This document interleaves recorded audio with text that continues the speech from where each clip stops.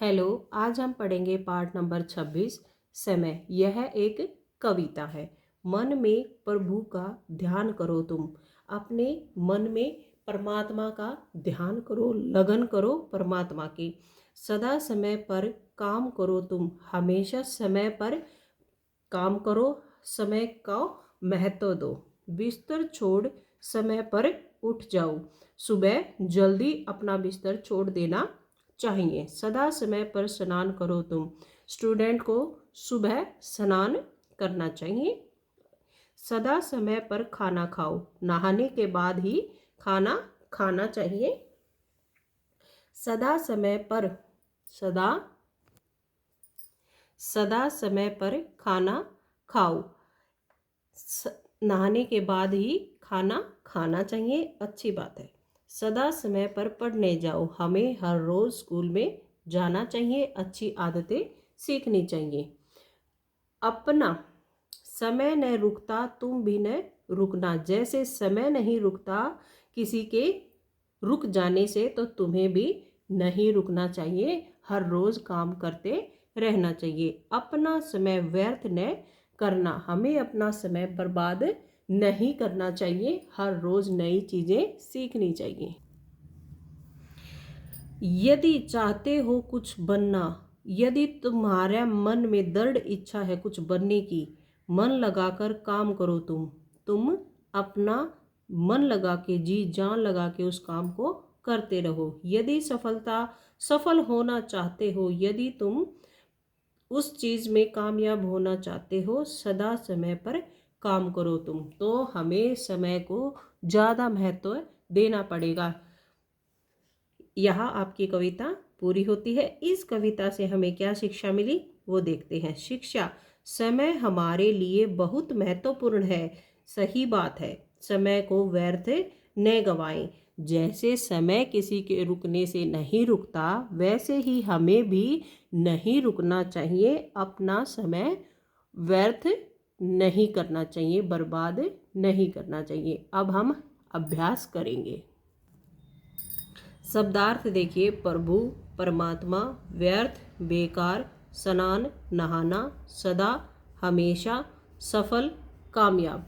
अभ्यास देखिए। मौखिक शुद्ध उच्चारण कीजिए। प्रभु, ध्यान, स्नान, सफल, बिस्तर और व्यर्थ। सोचिए और बताइए, मन में किसका ध्यान करना चाहिए? प्रभु का। क्या नहीं रुकता है? समय। हमारे लिए क्या महत्वपूर्ण है? समय। अब लिखित अभ्यास करते हैं। अध्याय को ध्यान से पढ़िए और दिए गए शब्दों से रिक्त स्थानों की पूर्ति कीजिए। समय, खाना, काम और मन। ठीक है। मन में प्रभु का ध्यान करो तुम। ये वाक्य हमें कविता में से ही लिए गए हैं। सदा समय पर काम करो तुम। सदा समय पर खाना खाओ। मन लगाकर काम करो तुम।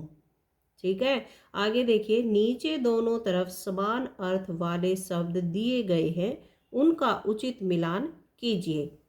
कामयाब, सफल, बेकार, व्यर्थ, हमेशा, सदा, ईश्वर, प्रभु। ठीक है। ये कहाँ से लिए हैं? ये आगे जो अभ्यास है ये इस पेज पे लिखे हुए हैं, वो मैंने पीछे वाले पेज पे लिख दिए थे ताकि मिलान करते टाइम हमें दिक्कत ना हो। आगे देखिए। सही विकल्प को चुनकर सही का निशान लगाइए। सफलता प्राप्त करने के लिए क्या करना चाहिए? आराम, स्नान या काम? काम करना चाहिए, ये बात सही है। कौन सी शुद्ध वर्तनी है? बताइए कौन सी शुद्ध वर्तनी है? ध्यान। ध्यान कैसे लिखते हैं? आधा ध या और न, तो ये तो गलत है। आगे देखिए। ध आधा या और न, ध्यान, ये सही है। तो आगे वाला शब्द हमें पढ़ने की जरूरत ही नहीं है। सफल शब्द का उल्टे अर्थ वाला शब्द है सफल का उल्टा क्या होगा? असफल। ये पहले ही हमें मिल गया, यहाँ पे हम सही का निशान लगा देंगे। अध्याय को ध्यानपूर्वक पढ़कर नीचे दिए गए प्रश्नों के उत्तर लिखिए। जीवन में कुछ बनने के लिए क्या करना चाहिए? काम। समय पर काम क्यों करना चाहिए? सफलता के लिए।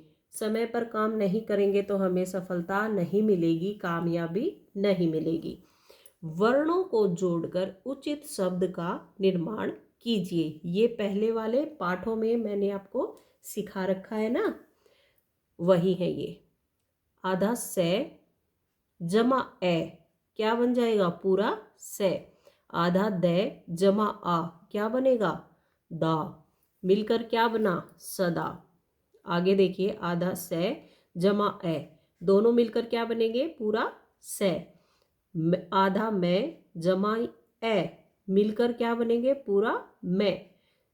आधा ये जमा ए मिलकर क्या बनेंगे? पूरा ये। और ये वर्ण मिलकर क्या बनेंगे? समय एक पूरा शब्द बन जाएंगे।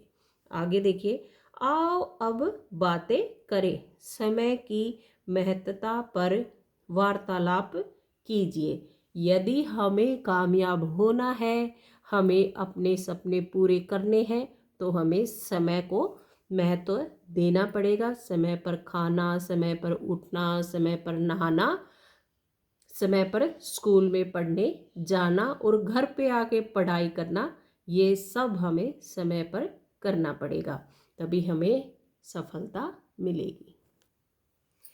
आओ अब कुछ कार्य करें। समय के महत्व के बारे में अपनी अभ्यास पुस्तिका में 4 वाक्य लिखिए। अपने समय पूरे करने के लिए समय पर काम करना चाहिए, समय पर सोना चाहिए, समय पर उठना चाहिए और समय पर स्कूल में पढ़ने जाना चाहिए। दीवार घड़ी का चित्र बनाइए। जो आपके घर में दीवार पे घड़ी होती है ना, उसका चित्र आपके नोटबुक में बना लेना। आज यही आपका अभ्यास पूरा होता है। आज हमने पढ़ा पाठ नंबर 26 समय, जो एक कविता है। आज की वीडियो में इतना ही। अगली वीडियो में फिर से मुलाकात होगी। तब तक के लिए आप इस कविता को मौखिक रूप से याद करके अपनी क्लास में सुनाएं और अब कहीं स्कूल में छोटा फंक्शन हो, उसमें भी आप ये पोयम सुना सकते हैं।